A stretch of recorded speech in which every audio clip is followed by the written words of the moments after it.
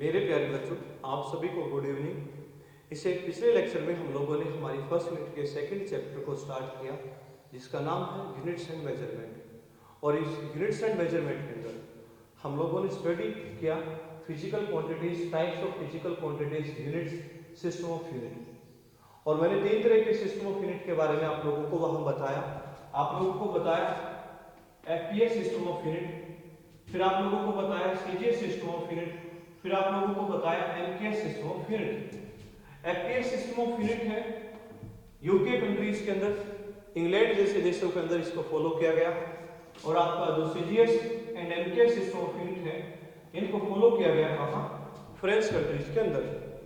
आज जो हमारा टॉपिक है वो फोर्थ सिस्टम ऑफ यूनिट के नाम से है, जिसको आप एसआई सिस्टम ऑफ यूनिट के नाम से जानते हो।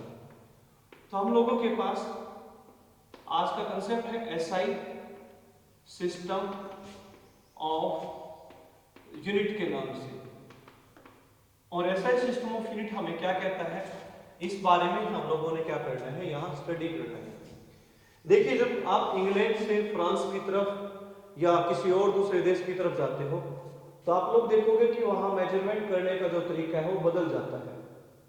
तो जिसके कारण क्या होता है, कंफ्यूजन आ जाता है। तो इस तरह के कंफ्यूजन को दूर करने के लिए जो अंतरराष्ट्रीय वैज्ञानिक है, इंटरनेशनल साइंटिस्ट है, वो 1971 के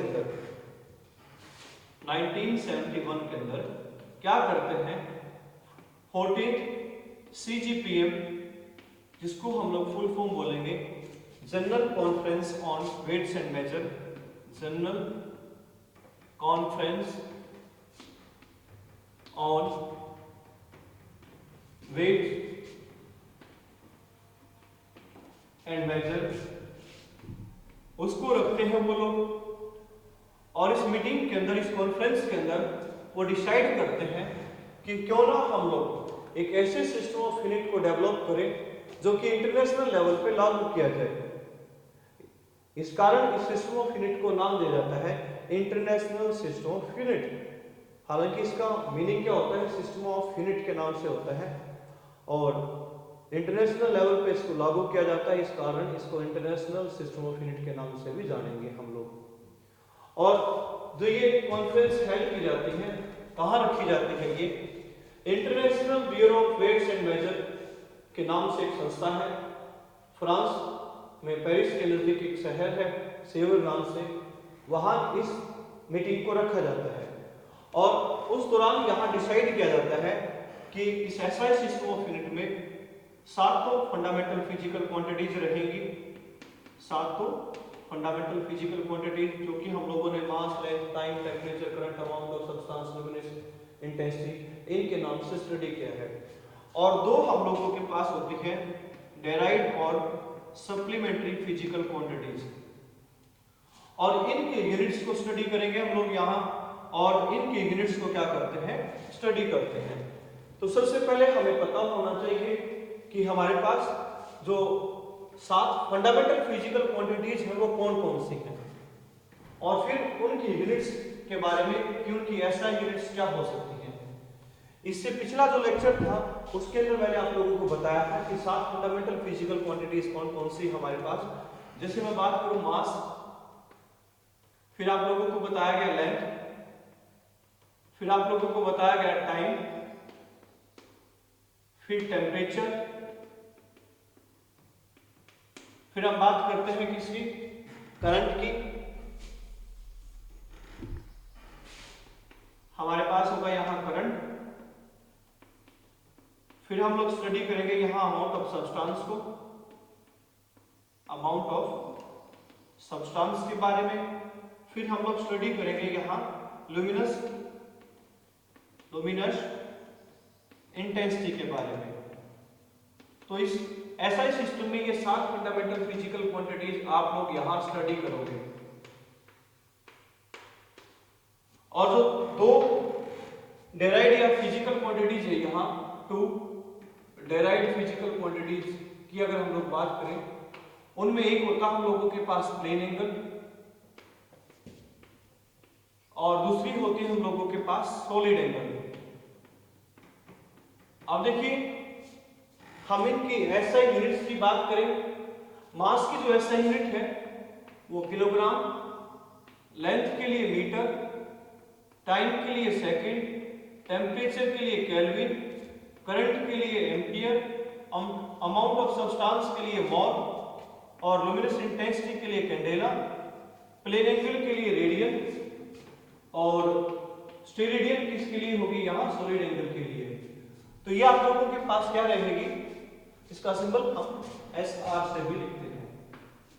तो these are the SI units for these 9 SI quantities। यहां हम लोग बात करते हैं what is 1 किलोग्राम, 1 किलोग्राम क्या है। तो हम लोग क्या पढ़ेंगे कि एक सिलेंड्रिकल पीस रखा हुआ है international bureau of weights and measure के अंदर, और सिलेंड्रिकल पीस का जो मास है वो किसके बराबर है, 1 किलोग्राम के बराबर। जहां प्लेटिनम की जो कंपोजिशन है वो 90% होती है और किसके साथ 10% इरिडियम के साथ। तो प्लेटिनम इरिडियम एलॉय का एक सिलेंड्रिकल पीस जो कि international bureau of weights and measure के अंदर रखा हुआ है, उस सिलेंड्रिकल पीस का मास ही कितना हम लोगों के पास 1 किलोग्राम के बराबर होता है। ऐसे अगर आपके पास 10 सिलेंड्रिकल पीस है तो 10 सिलेंड्रिकल पीस का मास किसके बराबर होगा, 10 किलोग्राम के बराबर। 100 होने पर 100 होने पर कितना हो जाएगा, 100 किलोग्राम। अब हम लोग बात करते हैं व्हाट इज 1 मीटर। 1 मीटर हमारे पास क्या है, देखिए आप लोगों ने स्टडी किया है डिस्टेंस के बारे में। हम लोग कहते हैं कि डिस्टेंस हमारे पास किसके बराबर होती है, स्पीड इनटू में टाइम के बराबर होती है। और यहां हम लोग कहें कि आपके पास 1 मीटर वो डिस्टेंस है जो कि ट्रेवल की गई है लाइट के द्वारा 1 सेकंड के कुछ हिस्से के अंदर। और यहां जो c का मतलब मैं लिखूंगा स्पीड ऑफ लाइट से, और टाइम की जो वैल्यू रहेगी यहां वो 1/299, 792, 458। तो यानी कि 1 सेकंड के इतने पार्ट के द्वारा या पार्ट के अंदर लाइट के द्वारा जो डिस्टेंस वैक्यूम के अंदर ट्रेवल की जाती है उसी को हम लोग क्या नाम देते हैं, 1 मीटर डिस्टेंस नाम देते हैं। क्योंकि आपका जो डिस्टेंस का फॉर्मूला है वो स्पीड इनटू में टाइम होता है। c का मतलब यहाँ स्पीड ऑफ लाइट है, तो मैं यहाँ लाइट लिख लेता हूँ यहाँ इसको।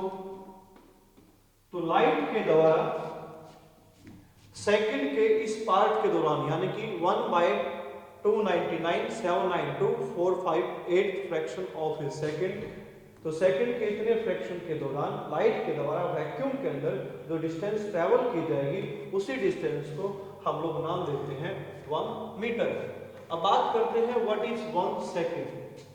हम लोगों के पास 1 सेकंड क्या है, तो देखिए सेकंड को मेजर करने के लिए बहुत सी जो क्लॉक हैं वो बनाएगी, जिनमें आपकी जैसे मैकेनिकल क्लॉक की बात करें हम लोग, जो कि ज्यादातर हमारे घरों के अंदर लगी होती है, ऐसे ही आपकी पेंडुलम क्लॉक होती है।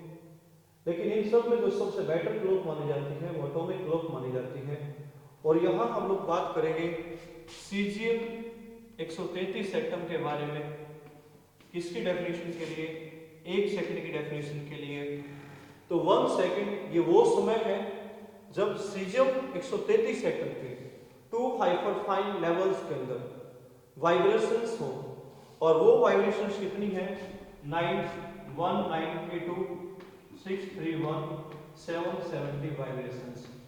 तो यानी कि 9 192 631 770 वाइब्रेशंस होने के लिए जो समय लगेगा किसके अंदर 2 hyperfine levels of caesium 133 atom, तो उस समय को ही हम लोग क्या नाम देते हैं, 1 सेकंड नाम देते हैं। दोबारा से सुनिए, सीजियम 133 एटम के 2 लेवल्स के अंदर इतने वाइब्रेशंस होने में जो समय लगता है वो समय ही क्या कहलाता है, 1 सेकंड कहलाता है। अब हम लोग बात करते हैं टेम्परेचर की SI यूनिट के बारे में, और टेम्परेचर की जो एसआई यूनिट रहेगी वो होती है हम लोगों के पास केल्विन। और एक केल्विन क्या होती है, सबसे पहली बात तो केल्विन का जो सिंबल है वो कैपिटल के लिया जाएगा। तो एक केल्विन क्या है हम लोगों के पास, हम लोगों ने स्टडी किया है कि पानी एक ऐसा टेम्परेचर होता है जिसमें पानी की तीनों अवस्थाएं मौजूद होती है, वो सॉलिड लिक्विड गैस की मैं बात कर रहा हूँ यहाँ। और उस टेम्परेचर का जो रेशियो है वही हमारे पास क्या कहलाता है, एक केल्विन के बराबर कहलाता है। तो हमारे पास एक ऐसा टेम्परेचर जो कि 273.16 के बराबर है, कितने केल्विन के बराबर है, जिसको आप ट्रिपल पॉइंट ऑफ वाटर के नाम से जानते हो, ट्रिपल पॉइंट ऑफ वाटर। और ट्रिपल पॉइंट ऑफ वाटर का इतना फ्रैक्शनल पार्ट ही हमारे पास एक केल्विन के बराबर होता है। तो 1 केल्विन किसके बराबर होगा, 1/273.16 of triple point of water. तो ये टेम्परेचर हम लोगों के पास कितना होता है, 1 केल्विन के बराबर होता है। अब हम लोग बात करें व्हाट इज 1 एम्पियर। तो 1 एम्पियर हम लोगों के पास क्या है, देखिए एम्पियर के लिए जो सिंबल लिया जाएगा वो कैपिटल ए सिंबल लिया जाता है। और हम लोग बात करते हैं दो इनफाइनाइट लेवल के कंडक्टर्स की, जिनकी लेंथ कितनी है, इनकी लेंथ इनफाइनाइट कंसीडर करते हैं। ऐसे दो कंडक्टर मैंने माने, इन दो कंडक्टर के बीच का जो गैप है, डिस्टेंस है, वो 1 मीटर डिस्टेंस हम लोग बोलते हैं। और इनके बीच में जो मीडियम है वो हम लोगों ने मान लिया कि वैक्यूम यहाँ मीडियम है। अब इन दो कंडक्टर के बीच में पर मीटर जो फोर्स है वो 2 × 10⁻⁷ न्यूटन पर मीटर रहेगा। तो ऐसी कंडीशन में यहाँ जो करंट फ्लो करेगा वो 1 एम्पीयर करंट फ्लो करता है। तो 1 एम्पीयर करंट हम लोग किसको बोलते हैं, जब दो इनफाइनाइट लेंथ के जो कंडक्टर हैं वो एक दूसरे के पैरेलल हो, उनके बीच में गैप 1 मीटर रहे, मीडियम वैक्यूम हो और वो एक दूसरे को रिपेल करें 2 × 10⁻⁷ न्यूटन पर मीटर फोर्स के साथ। तो ऐसी कंडीशन में यहां जो करंट फ्लो करेगा वो 1 एम्पीयर करंट फ्लो करता है।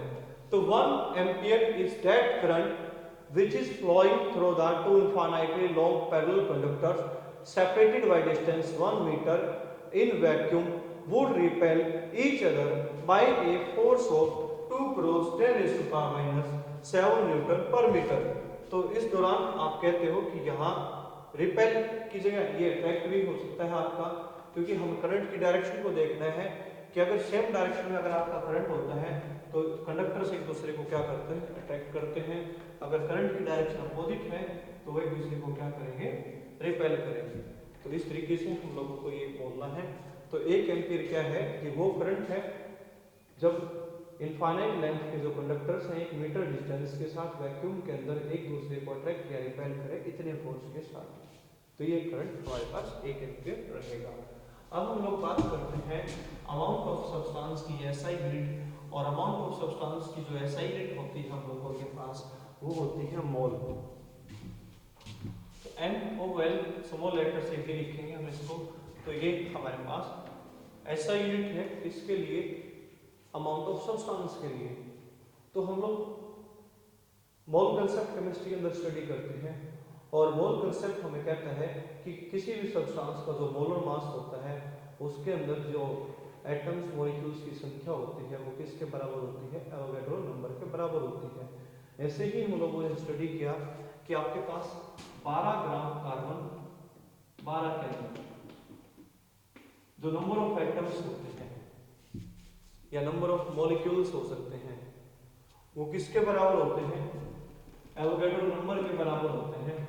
इतने एटम्स वहां प्रेजेंट होते हैं। और हम लोग कहते हैं कि हमारे पास 1 मोल है क्या यहाँ इस केस में। तो 1 मोल हम लोग इसी को बोलते हैं कि किसी भी सब्सटेंस के या वो एलिमेंट आपका उस एलिमेंट के मोलर मास के अंदर से वो मॉलिक्यूल की बात करें, हम लोग कंपाउंड की बात करें, तो जो भी उसका मोलर मास रहता है उस मोलर मास के अंदर एटम्स मॉलिक्यूल्स की जो संख्या है वो हमेशा कितनी होती है, फिक्स होती है। और इसी से हमारा किसका कंसेप्ट आता है, मोल का कंसेप्ट आता है। और यहाँ जो अमाउंट ऑफ सब्सटेंस है वो हम कितनी बोल देंगे, 1 मोल बोल देते हैं। तो 1 mole is the amount of substance which is equal to elementary entities present in 12 gram carbon 12 carbon 12 के आइसोटोप के अंदर और कार्बन 12 के आइसोटोप के अंदर 12 ग्राम कार्बन के अंदर जितने एलिमेंट्री पार्टिकल्स प्रेजेंट हैं वो हमारे पास 1 मोल के इक्वल है। तो यानी 12 ग्राम कार्बन 12 में जितने भी एटम्स मॉलिक्यूल्स पार्टिकल्स आयंस जो भी प्रेजेंट हैं इसके बराबर कोई भी सब्सटेंस हो सकता है। और वो जो अमाउंट है आपकी वो 1 मोल के बराबर रहेगी। अब हम लोग बात करते हैं ल्यूमिनस इंटेंसिटी। ल्यूमिनस इंटेंसिटी का मतलब लाइट की तीव्रता से संबंधित है, चमक से संबंधित है।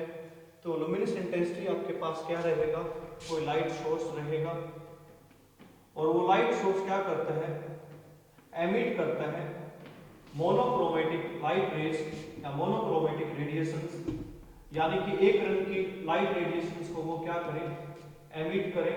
मोनोक्रोमेटिक रेडिएशंस को वो एमिट करता है कितनी फ्रीक्वेंसी के साथ, 5 × 10⁻14 हर्ट्ज फ्रीक्वेंसी के साथ। और कितनी रेडिएंट पावर के साथ, तो ये हो जाएगा 1/683 रेडिएंट पावर है यहाँ। और स्टेरेडियन इसकी ऐसे यूनिट होगी वॉट पर स्टेरेडियन, इसके लिए ऐसा यूनिट हम लोग लिखते हैं। तो उस दौरान लाइट सोर्स की जो लाइट की इंटेंसिटी है वो 1 CD के इक्वल है, small c small d, 1 candela हम इसको बोलते हैं। तो कैंडेला यहाँ किसकी ऐसा यूनिट है, ल्यूमिनस इंटेंसिटी की ऐसा यूनिट है। तो यानी कि जब कोई लाइट सोर्स एक रंग की रेडिएशंस को एमिट करे इतनी फ्रीक्वेंसी के साथ और इतनी वॉट पर स्टेरेडियन पावर के साथ, तो उस दौरान हम लोग कहेंगे कि वहाँ जो लाइट की इंटेंसिटी है वो 1 कैंडेला के बराबर होती है। अब अगली जो यूनिट होती है हम लोगों के पास वो होती है 1 रेडियन। और 1 रेडियन हमारे पास किसके बराबर है उसके बारे में हम लोग बात करते हैं। तो 1 रेडियन ऐसा यूनिट है किसके लिए, प्लेन एंगल के लिए। और 1 रेडियन हम लोगों के पास होती क्या है इसके बारे में हम लोग बात करें। तो देखिए जब कोई बॉडी किस में मूव करती है, सर्कुलर पाथ में मूव करती है, तो हम कहेंगे कि सर्कुलर पाथ में वो किसको कवर करेगी, इस प्लेन एंगल को कवर करती है। और ये प्लेन एंगल ही हमारे पास 1 रेडियन कब होगा, तो जब हम कहें कि मान लीजिए ये इस सर्कुलर पाथ का क्या है, रेडियस वेक्टर है, ये रेडियस है। और इस रेडियस वेक्टर ने क्या किया, मान लीजिए कुछ समय बाद आपको ये यहां दिखाई दिया, तो ये भी आपका r के बराबर है, ये भी आपके r के बराबर है। और जो ये वाली लेंथ होती है इसको हम लोग किसके बराबर नाम देते हैं, आर्क लेंथ के नाम से जानते हैं। ये किसके बराबर होती है हम लोगों के पास, आर्क लेंथ के बराबर। और ये जो होगा हम लोगों के पास ये एंगल रहेगा, थीटा रहेगा। तो एंगल हमारे पास किसके बराबर होता है, आर्क लेंथ बाय में रेडियस, यानी कि आर्क लेंथ को डिवाइड कर दो किससे, रेडियस से। तो थीटा हम लोग किसके बराबर बोलते हैं, आर्क लेंथ बाय में रेडियस। ये हम लोगों के पास किसका रिजल्ट होता है, एंगल का रिजल्ट होता है। और आर्क लेंथ को मान लीजिए मैंने स्मॉल लेटर l से इसको डिनोट किया, तो थीटा 1 रेडियन कब है, when l = r, यानी कि जब आर्क लेंथ किसके बराबर हो, radius of the circular path के बराबर हो, तो ऐसी कंडीशन में हम लोग कहते हैं कि एंगल हमारे पास किसके बराबर होगा, 1 रेडियन के बराबर रहेगा। तो यानी कि 1 रेडियन ये वो प्लेन एंगल है किसी सर्कुलर पाथ के अंदर जब आर्क लेंथ किसके बराबर हो, radius of the circular path के बराबर हो। तो ऐसे हम लोग लिखते हैं कि जो हमारे पास पाई रेडियन होता है वो 180 डिग्री के बराबर होता है। तो ये था आप लोगों के पास प्लेन एंगल की ऐसा यूनिट जिसको हम लोग किस नाम से जानते हैं, रेडियन के नाम से जानते हैं। अब आएगी हम लोगों के पास स्टेरेडियन के नाम से सॉलिड एंगल की यूनिट। देखिए सॉलिड एंगल बनता कब है, सॉलिड एंगल बनता है स्फेरिकल पोर्शन के अंदर, स्फीयर के अंदर। आपके पास ये मान लीजिए कोई स्फेयर है पूरा का पूरा कंप्लीट, तो स्फेरिकल पोर्शन के अंदर जो यूनिट आएगी आप लोगों के पास वो सॉलिड एंगल की यूनिट आ जाती है स्टेरेडियन। और इस स्फेयर के अंदर क्या रहेगा, कोई सरफेस एरिया रहता है, मान लीजिए या आप लोगों के पास ये वाला जो एरिया है वो सरफेस एरिया ए है, और ये सरफेस एरिया ए क्या करता है, इस सफेयर के सेंटर पर जो एंगल बनाता है